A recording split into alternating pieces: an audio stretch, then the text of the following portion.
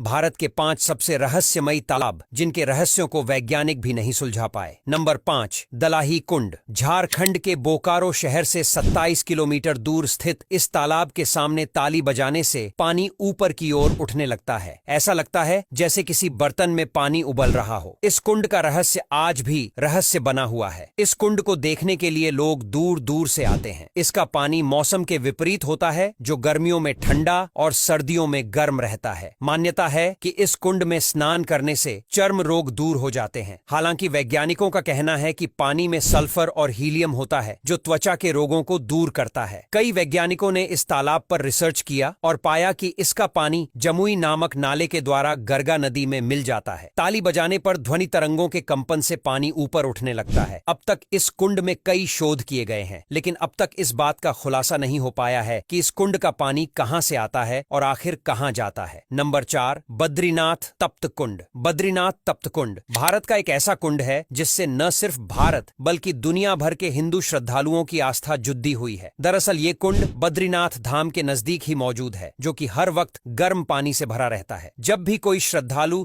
4 धाम यात्रा पर जाता है, तब वो बद्रीनाथ धाम में आने से पहले इस कुंड में स्नान करता है, क्योंकि मान्यता के अनुसार इस कुंड में नहाने से इंसान के सारे पाप धुल जाते हैं। आपको जानकर आश्चर्य होगा कि इस कुंड का पानी सिर्फ गर्मियों में ही गर्म नहीं रहता, बल्कि कड़ीडी ढाके की ठंड में भी गर्म रहता है, जिस कारण हर साल लाखों करोड़ों हिंदू इसमें डुबकी लगाने जाते हैं। हालांकि इसका पानी क्यों गर्म रहता है, इस बारे में कोई भी कुछ नहीं जानता। वैज्ञानिकों ने काफी रिसर्च भी की इस बारे में, लेकिन उनके हाथ भी ज्यादा कुछ नहीं लग सका। नंबर 3, राधा कुंड। राधा कुंड भारत के उत्तर प्रदेश राज्य के मथुरा जिले में स्थित है। राधा कुंड गोवर्धन परिक्रमा में एक प्रमुख मार्ग पर पड़ता है। हिंदुओं के लिए यह तालाब बहुत पवित्र स्थान है। इस तालाब को भगवान श्री कृष्ण का मुकुट कहा गया है, क्योंकि इस जगह की खूबसूरती देखते ही मन मोह लेती है। मान्यता के अनुसार राधा कुंड में नहाने से जिन लोगों के बच्चे नहीं हो रहे होते हैं, उन्हें बच्चे हो जाते हैं। इस तालाब में नहाने की परंपरा सालों से चली आ रही है। कहा जाता है कि कई सारे लोगों के बच्चे इस तालाब में नहाने के बाद हुए हैं। हालांकि वैज्ञानिक इस बात को नहीं मानते, लेकिन लोगों के बीच इसको लेकर कई कहानियां और चमत्कार मशहूर है,